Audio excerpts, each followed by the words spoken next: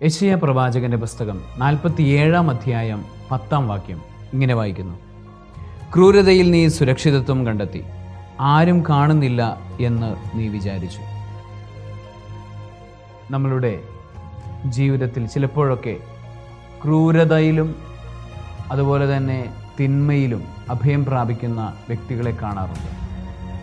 തിന്മ ചെയ്യുന്നത് സുരക്ഷിതത്വമായി, അറ്റാക്ക് ചെയ്യുന്നത് അതാണ് ഏറ്റവും വലിയ ഡിഫൻസ് എന്ന് ചിന്തിക്കുന്ന വ്യക്തികൾ നമ്മളുടെ ജീവിതത്തിൽ ഉണ്ടാവാറുണ്ട്.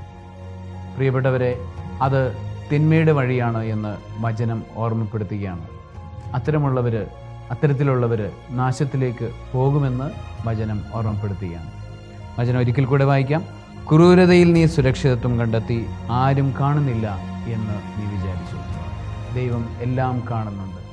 ക്രൂരതയല്ല, കരുണയാണ് നമ്മളിൽ നിന്ന് ദൈവം പ്രതീക്ഷിക്കുന്നത്. സർവശക്തനായ ദൈവം, പിതാവും പുത്രനും പരിശുദ്ധാത്മാവും നിങ്ങളെ സമൃദ്ധമായി അനുഗ്രഹിക്കുമാറാകട്ടെ. ആമേൻ.